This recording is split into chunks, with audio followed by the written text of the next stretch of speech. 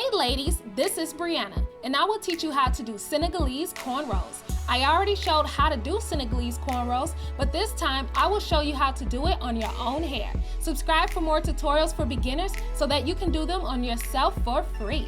My YouTube dream is to get my channel to 500,000 subscribers, and we're more than halfway there. So click that subscribe button and let's get started. These are some of the materials you will need to do this style: a wide tooth comb, scissors and a rat tail comb, curling rods. You will also need edge control and braiding hair. For this style, I used about 3 packs of braiding hair. So now I'm gonna point here to show you how much left I have to go. And then I'm gonna show you the other side as this side is complete. So now we're gonna start off with our braiding hair. And what you wanna do before you actually begin twisting your Senegalese twist is that you have to prep your braiding hair before you begin. After removing the hair from the package, you're gonna then go ahead and remove the rubber bands off of the hair. So now I'm gonna locate the very end of this hair since it's fresh out the pack to show you how blunt the ends look. You do not want your ends to look like this. You have to do the technique that's called feathering. With the feathering technique, it allows for the ends of the hair to have some wispiness to it, which means that when you're twisting your twist, it comes to more of a finer point, which helps it to reinforce your braids or your twist. I always suggest a feathering technique no matter if you're doing braids or a twist on your hair. So you just want to pull on the ends until there is no defined line of demarcation. You want it to look very feathery, almost point-like at the very ends of the hair. Now you want to make sure you're detangling the rest of the way through because it started to create just a little bit of tangling effect when you did that. Now take your scissors and clean up some of the ends, making sure not to cut straight across. And this is how it should look right before you begin twisting your hair.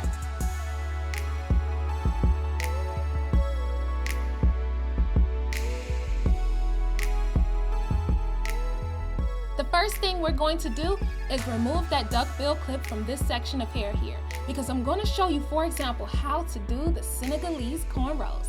So now I'm taking my wide tooth comb and I'm gently combing through my hair. Make sure you do this so that your hair is smoothed out before you begin twisting. So now at the very front of my hair, we're gonna add a little bit of edge control. And I'm using this Hicks edge control to add to the very front of my hairline. You can use whatever edge control you want, but if you don't wanna use edge control, that's fine as well. So now I'm using my small tooth comb to define the very point as I pinch off a small amount of hair that you see here. So now you're gonna pinch off a large piece of hair extensions. This also depends on the size of your twist since mine are pretty large. Now we're gonna start with that small piece there.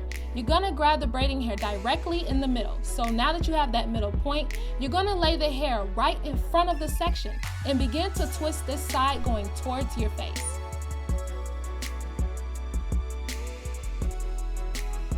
Now you're gonna switch hands with the hair so that the loose hair is in your left hand and pinch it with your fingers of your dominant hand. Pinch off a small amount of hair to add to that section, making sure that you're keeping a firm grip on everything. Now you're gonna take this section and lay it over top of that hair and twist in the same direction. The easiest way to tell whether or not you're twisting in the same exact direction is that when you do this crossover that you see right here, if it actually gets loose on one side, that means you did not twist in the same direction. Now pinch that hair in between your fingers here and pinch off another piece of your real hair.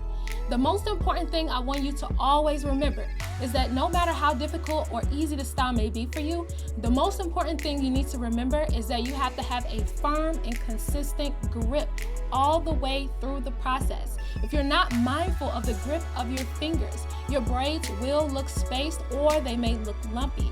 So continue to be consistent with your twisting technique and the amount of tension you're placing on your hair as well as on the braiding hair. So continue to twist in a direction going towards your face as you see here. Another easier way to kind of think about it is to twist going towards your ear. Now you cross it over again, and then you're gonna pinch it in between that finger so you can loosen your left hand. You're gonna pinch off a small amount. And once you do that, you're gonna then lay it very flatly over that piece of braiding hair there. And then you're gonna make sure that you twist very firmly, very, very close to your scalp, as close as you can.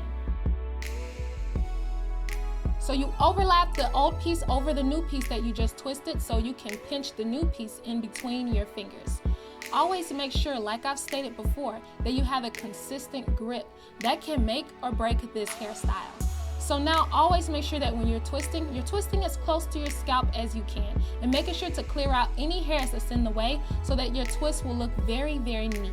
As you can see, doing this style only includes a few steps, but you have to master each step so that your Senegalese twist turns out amazing. So after overlapping these two pieces, I'm gonna show you another hand positioning to make it a little bit easier, especially near the back of your head. And you can use your pointer finger to help you to separate the hair as well. Now grabbing my right hand, I'm twisting the hair going towards my ear or towards my face.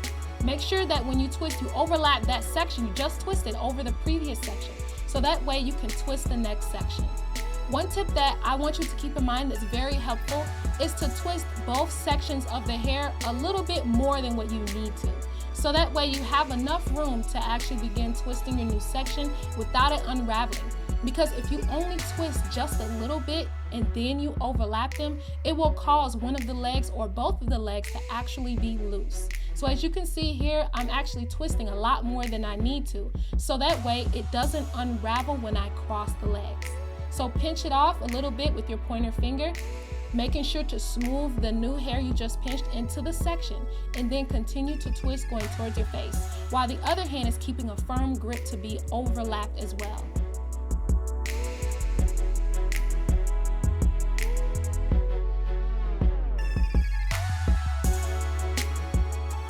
When you're doing a style like this, practice truly makes perfect. The reason why I state that is because anything you do for the first time may be the most difficult time. And that's because you have to get used to the different ways you need to hold your hands, as well as apply a certain amount of pressure on each twist. So don't be discouraged if you don't get it on your first time. No one ever truly gets it on your first time. So I just want you to be persistent and stick through it. One thing that will make this a whole lot easier for you while you're watching is to make sure you actually demonstrate with me. The reason why is because you can see exactly where you made the mistake and why. Because as you're twisting on your hair or on a mannequin head, you can see exactly what I'm doing at the same exact time. So I definitely encourage you to watch this again multiple times until it sinks in. One of the easiest ways to learn how to do this style is to actually do it on someone else's head or a mannequin head, because when you do it, you get used to the motions. And then when you actually finish it off and you're able to perfect the twist on someone else, you can then do it on your head a whole lot easier. I have a previous tutorial on my channel where I taught how to actually do this style on a mannequin head. And so many of you had questions as to how to actually do it on your own head. So I thought it was about time to show you exactly how to do it. You do it the same exact way you do it on a mannequin head or someone else's head, but the only difference is your hand positioning since you're doing it on your own head.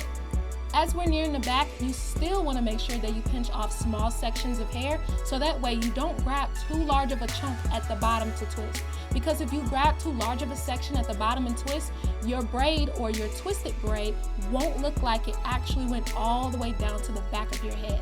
So keep that in mind when you're twisting all the way at the ends.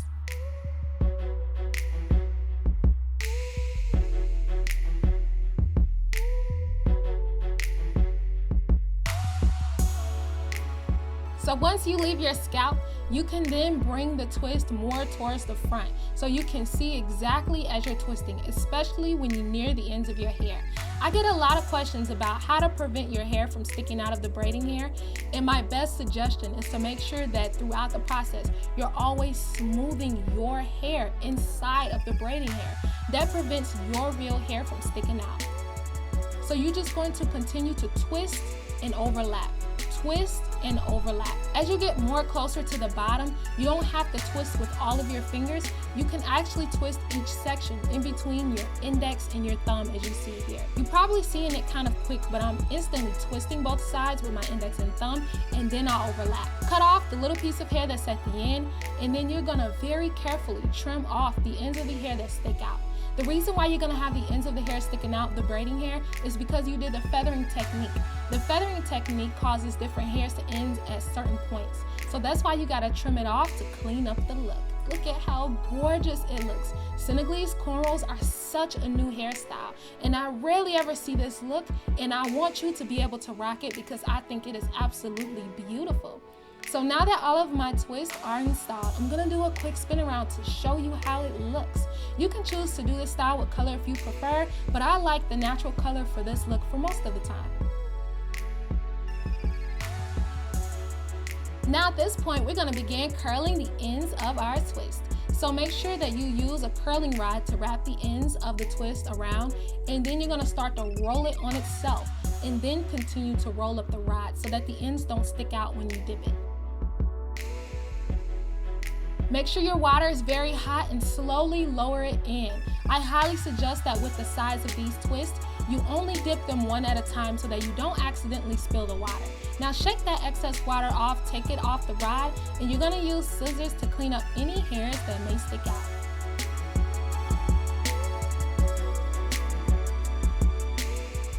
Thank you for watching my Senegalese cornrows tutorial. I love doing these videos, and to continue, I need your help. Subscribe and thumbs up to support this channel. My channel has 387,000 subscribers, and my goal is to get to 500,000, which means we are more than halfway there. Turn on bell notifications because you don't want to miss the video I'm posting next. Until then, see you ladies later.